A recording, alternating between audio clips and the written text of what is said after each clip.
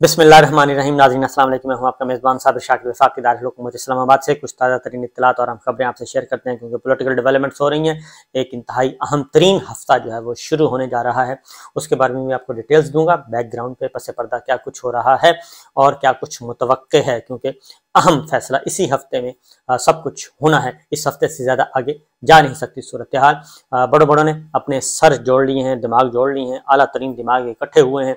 और मध्यम मध्यम लाइट, और किसी ने सिगार लगाया हुआ है, किसी ने सिगरेट पी हुई है, कोई कहवा पी रहा है, कोई कॉफ़ी पी रहा है, कोई चाय पी रहा है। तो एक बहुत ही अहम तरीन जो है गपशप और सलाह मशवरा और कहना चाहिए सर जोड़ कर बैठे हैं। कोई विजडम तलाश करने की कोशिश की जा रही है, तो उसके बारे में आपको बताता हूँ, क्योंकि चीज़ें जो हैं अब आज आ गई हैं, बिल्कुल नक्को नक मामला हो गया है। और उससे पहले आपको खबर शेयर करता हूँ, वो भी पाकिस्तान से मुताल्लिक है, लेकिन बहुत ही अफसोसनाक खबर है और उसका ताल्लुक भी पाकिस्तान के बदतरीन मुआशी हालात, बदतरीन सियासी हालात और गैर यकीनी की सूरत हाल से है। इटली के एक साहिली शहर है, उसमें एक कश्ती डूबी है जिसमें 43 पाकिस्तानी जो हैं वो जाँ बहक हुए हैं डूब कर। और वो इसलिए भी ज़्यादा अफसोसनाक है कि ये गैर कानूनी तारकीन वतन है, यानी इलीगल तरीके से, गैर कानूनी तरीके से वो मुख्तलिफ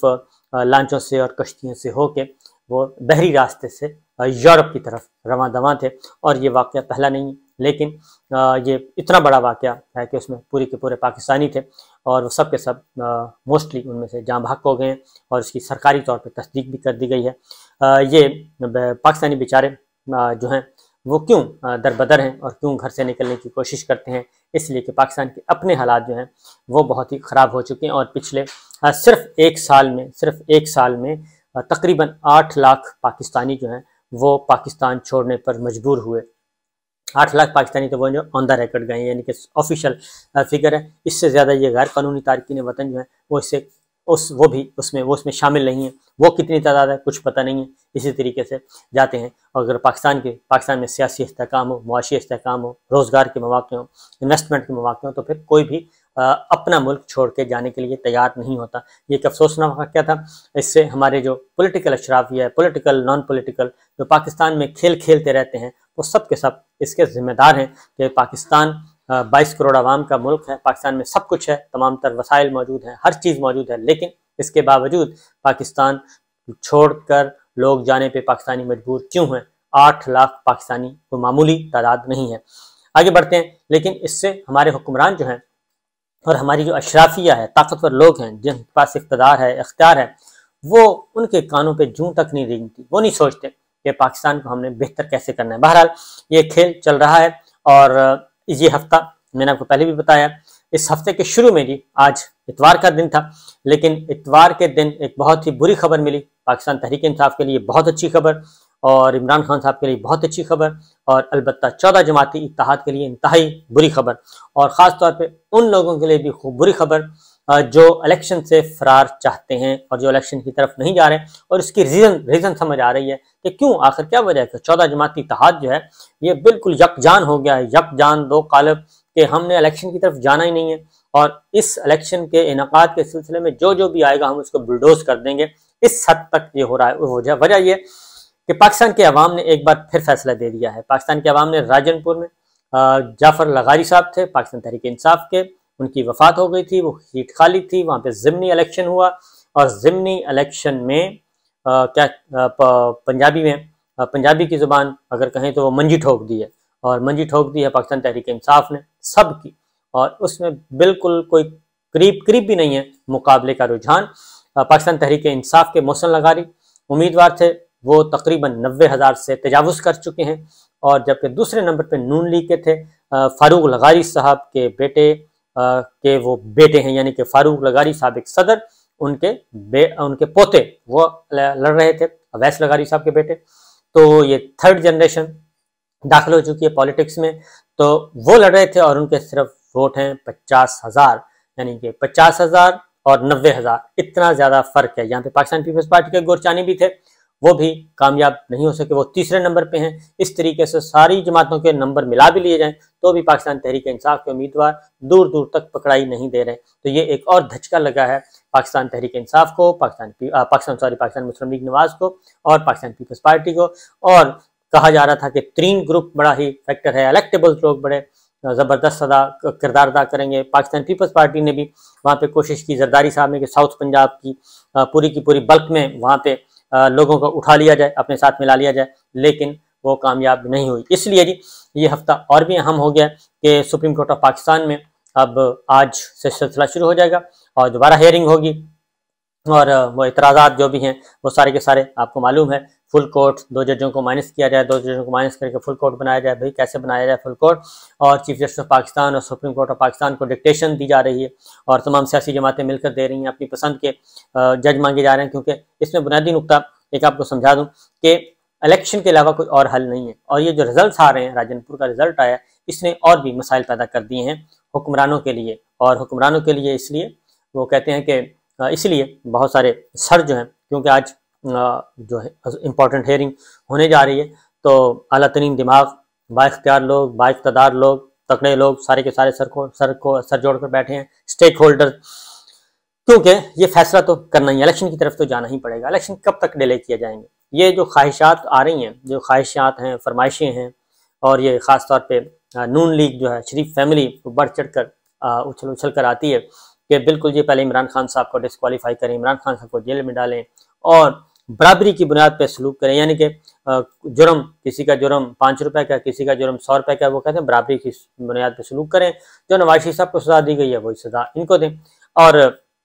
جبکہ دوسری جانب قومی اسمبلی میں بھی یہ ہفتہ، میں اس لیے بھی کہہ رہا ہوں، قومی اسمبلی میں بھی اس ایک تماشا لگنا ہے، اور وہ انشاءاللہ وہ بھی بتاؤں گا کیا تماشا لگنے والا ہے۔ بہرحال یہ چیزیں چل رہی ہیں جی، اور دیکھنا یہ ہے کہ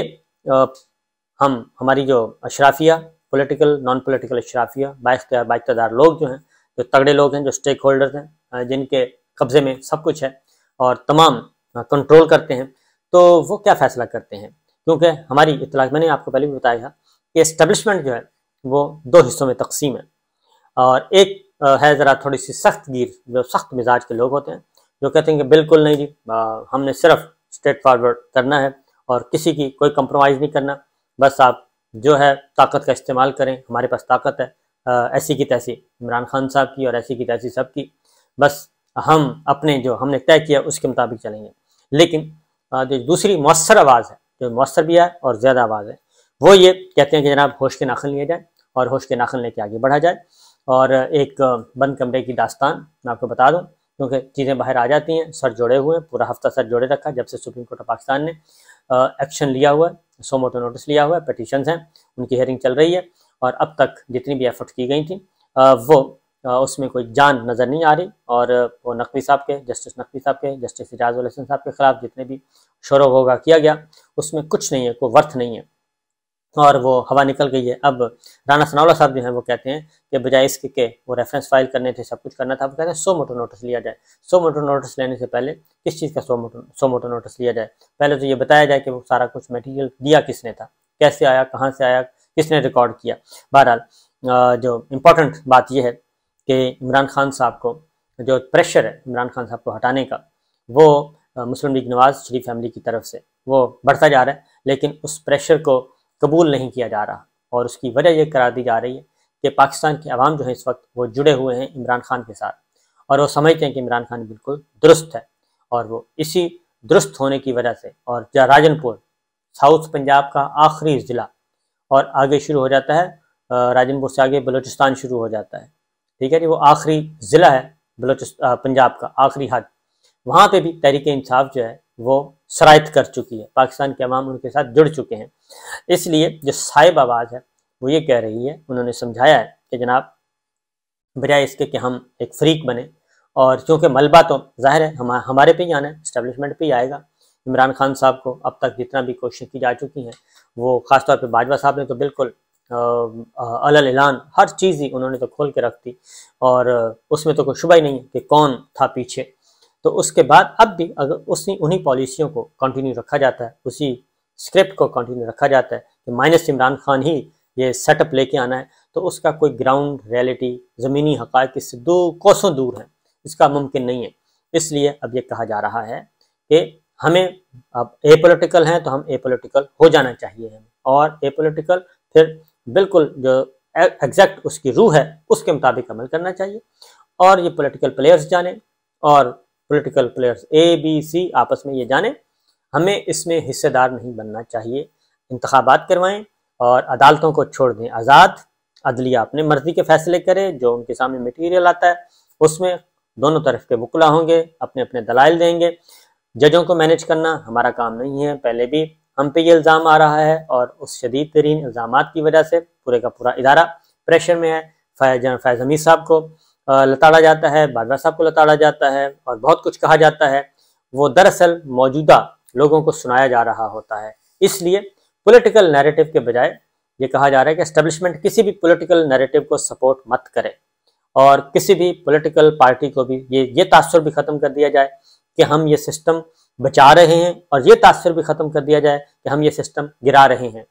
یہ سپریم کورٹ آف پاکستان پہ چھوڑ دیا جائے اوپن، وہاں پہ سب کو نوٹس ایشو ہو چکے ہیں، سپریم کورٹ بار بھی، پاکستان بار کونسل بھی، تمام سیاسی جماعتیں بھی، وہ فریق ہیں، وہ جائیں اپنے وکیل پیش کریں اور اپنا کیس لڑیں۔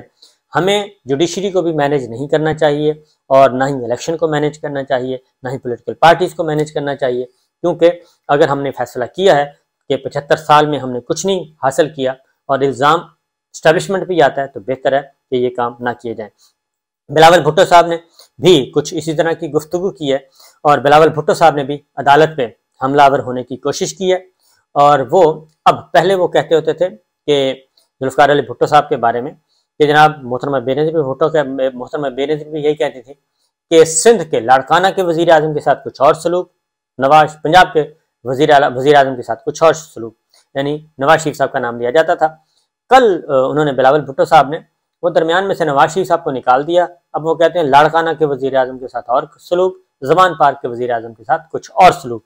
یہ سارے کا سارا پھر ان کو لاڈلا کہا جاتا ہے، جبکہ حقیقت یہ ہے کہ یہ 14 جماعتی اتحاد جو ہے وہ اس وقت سسٹم کا لاڈلا ہے۔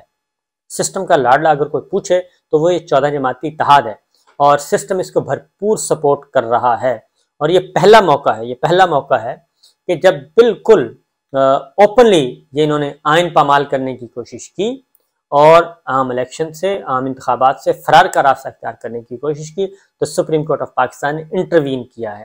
اور اس طرح انٹروین کیا کہ پیٹیشنز بھی آ چکی ہیں اور انہوں نے خود 100 موٹو لیا، 100 موٹو لے کر اس کو اوپن کر دیا ہے معاملے کو۔ لہٰذا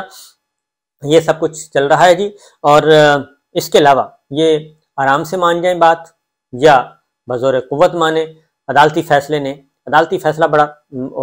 محدود ہے ان کا رول، کیونکہ انہوں نے صرف 3 سوالوں کے جوابات ہیں، وہ سوالوں کے جوابات ہیں کہ کس نے تاریخ دینی ہے اور کس نے الیکشن کروانا ہے، اور ان کو وہ پابند کیا جائے گا کہ آپ انتخابات کروائیں، اور وہ انتخابات کروائے جائیں گے۔ اس سے ہٹ کے اور کچھ بھی نہیں کیا جا سکتا۔ اور میرے پاس جو اطلاعات ہیں وہ یہ ہیں کہ اب طاقتور حلقوں نے بھی، اسٹیبلشمنٹ نے بھی اس بارے میں سوچنا شروع کر دیا ہے کہ بھئی اگر سپریم کورٹ آف پاکستان میں یہ مقدمہ ناکام رہے ثابت کرنے میں اپنا، تو پھر انتخابات کا حکم دیتے ہیں، تو پھر ہمیں کیا کرنا چاہیے۔ تو اکثریتی رائے یہی ہے کہ ہمیں سپریم کورٹ آف پاکستان کے فیصلے پہ عمل درآمد کروانا چاہیے اور الیکشن کی طرف جانا چاہیے، نہ ہمیں عمران خان صاحب کو روکنا چاہیے راستہ، اور نہ ہی کسی کو لانے کے لیے ہمیں اپنے کندھے دینے چاہیے، ہمیں سلیکٹرز اور سلیکٹڈ کے کھیل سے باہر نکلنا چاہیے۔ یہ ہے ڈسکشن جو کہ ہوئی اور ان ڈیٹیل ہوئی،